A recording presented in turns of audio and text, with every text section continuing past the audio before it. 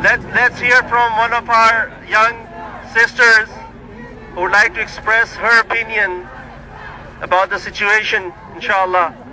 Melissa Mushraf is a student at Kurstan University, and she's into education, and she would like to educate us about this conflict in Palestine.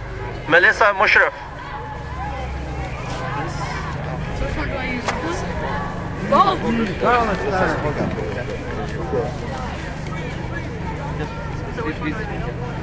You speak in diagonal now.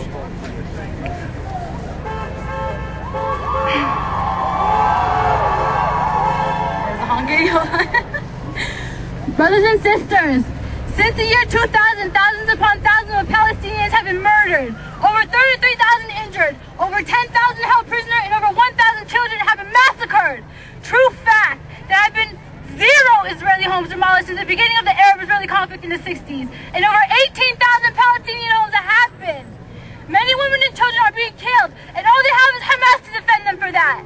The world would justify the atrocities being committed in Gaza and the Palestinian defenses as terrorists. We live in a country that aids Israel $13 billion a year to kill desolate of what is left of the Palestinian nation. If we do not speak up, then we have complied with these actions, and we will go as far as to say that we support it. We have to let our voices be heard. Somewhere in Gaza right now, there is a child dying right before his mother's eyes. As we stand here saying, let's do something, Yallah, let's do something. Donate, help spread the word, end the ignorance. Some like to argue that what is going on is not a genocide, and that the unfortunate deaths of the innocent civilians is a small price of war in the effort to cripple Hamas. There is no justification for genocide, period. The Gaza Strip is one of the most densely populated spots on Earth. 1.4 million Gazans live on that piece of land, and it's 25 miles long, 3 to 7 miles wide. Israelis targets and civilians tend to live side by side, and children are paying the price. Is this truly defense? I don't think so.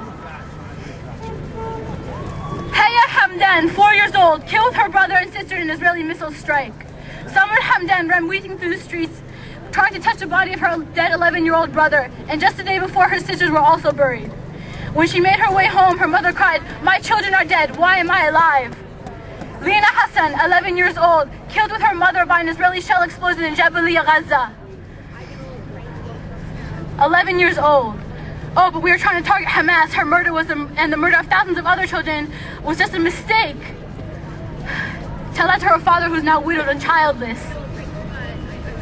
George Bush says, any ceasefire to end the Gaza crisis must include provisions that prevent Hamas from using the coastal strip to fire rockets into Israel.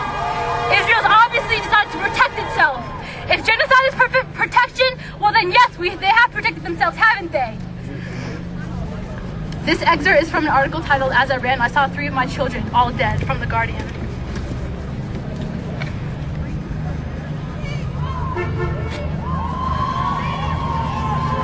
For a week, the Samuni family had taken shelter in their home in Zaytun, Gaza City. Then came Israel's ground offensive, the next phase in what Israel argues is a necessary and justified battle against the Palestinian militants. The Samuni family woke on early Sunday morning to find themselves surrounded by camouflaged Israeli troops and dozens of tanks. As dawn broke, the soldiers seized control of the highest buildings in the district and ordered several of the neighbors into the Samuni family home. Quote, "All day Sunday there was shooting and bombing. We didn't have anything to eat, didn't have anything to drink. Our water tanks had been damaged in the fighting. We couldn't sleep. Wa el Samuni."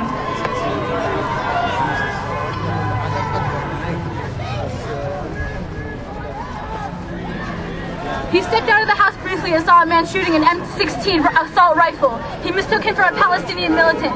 Samuni shouted at him, "Please don't come here, they'll kill us, go away!" But as the gunman turned around, it became clear he was an Israeli soldier.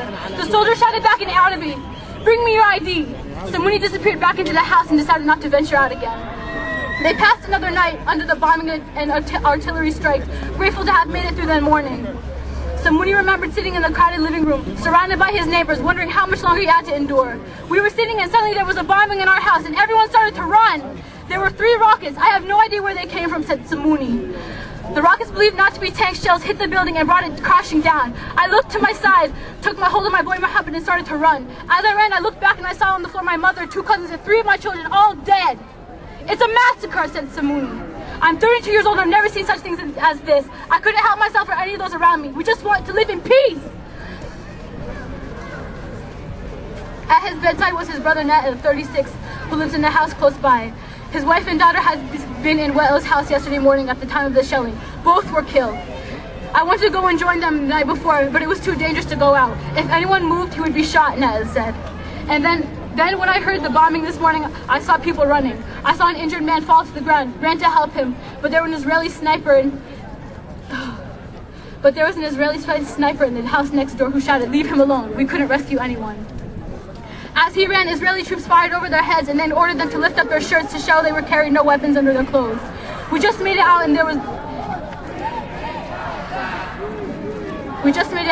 here to the hospital. Hospital officials believe 9 people were killed in the Samuni house, including at least 4 children. Majtara! Not done. I would like to end with a message for anyone who has lost a loved one in Palestine. Do not think that these who are killed in the cause of Allah are dead. They are alive at their Lord, enjoying their provisions, and they are rejoicing in God's grace. And they have good news for their comrades who did not die with them, and that they have nothing to fear, nor will they grieve. وَلَا تَحَسَبَنَّ الَّذِينَ قُتِلُوا فِي سَبِيلِ اللَّهِ أَمْوَاتًا بَلْ أَحْيَاءٌ عِنْدَ رَبِّهِمْ يُرْزَقُونَ يَسْتَبْشِرُونَ بِنِعْمَةٍ مِنَ اللَّهِ وَفَضْلٍ مِنَ اللَّهِ لَا يُضِيعُ أَجْرَ الْمُؤْمِنِينَ. تكبير! الله أكبر! تكبير! الله أكبر! تكبير!